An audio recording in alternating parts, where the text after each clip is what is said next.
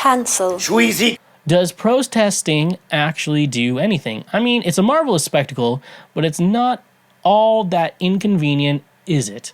It's not like when you make a cup of tea and realize after a ghastly sip that you forgot to turn the kettle on.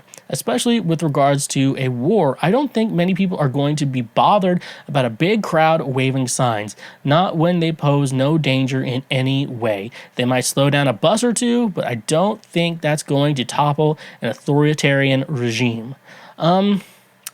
So yeah, I mean, there's a lot of cool points there. I've always thought like some weird points, especially I would say like summer 2020 after George Floyd, all the Black Lives Matter protests and the riots. People were like, you should be able to peacefully protest, but the riots, they're just making things worse. And then I didn't go out and protest or anything. I agreed with the Black Lives Matter protesters, but like in my thought was that going out and doing a protest is not going to do anything for anyone. It's just nothing's good's going to happen or come out of that. So in my mind, I was like, I'm not going to do that. I agree, but I'm not going to go out and do anything like that.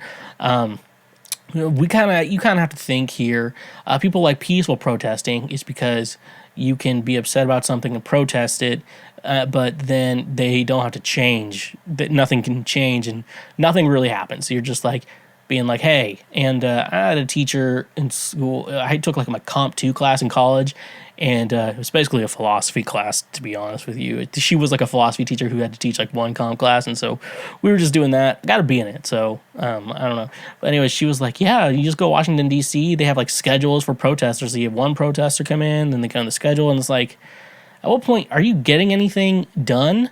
Like when you're on strike and stuff like that, like you start a picket line, you're like showing that this business is treating you wrong, and then you say anybody who is crossing the line is a scab. And so when you like a strike or something like that, especially when you're sitting outside of said business, anyone who crosses that line is a scab. And so you make someone feel bad for crossing that line when you protest. So like Black Lives Matter protests, like it's not changing anything about police reform. Like to actually change what you have to do, you have to protest with a said goal in mind.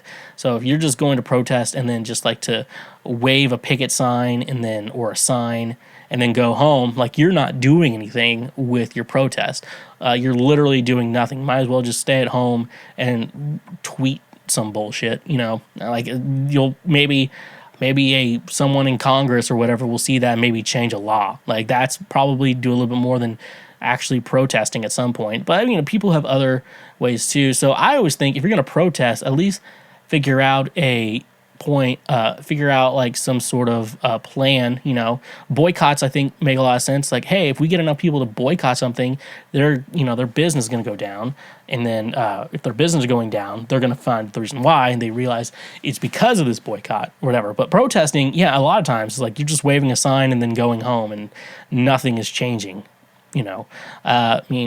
I would say instead of protesting, I would always suggest to someone, actually go out and do something that would actually change the problem that you're going to protest, instead of just standing around waving a sign. I remember I had a lot of people, friends in college who wanted to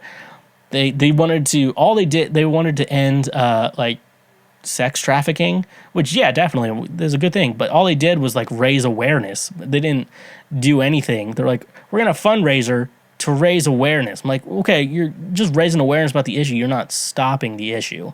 So I don't know, as much as it's hard to say, it's like peaceful protests are stupid. You should you don't want to condone people to go out and riot and stuff like that, but honestly, the riots are how things get done. Like, do you think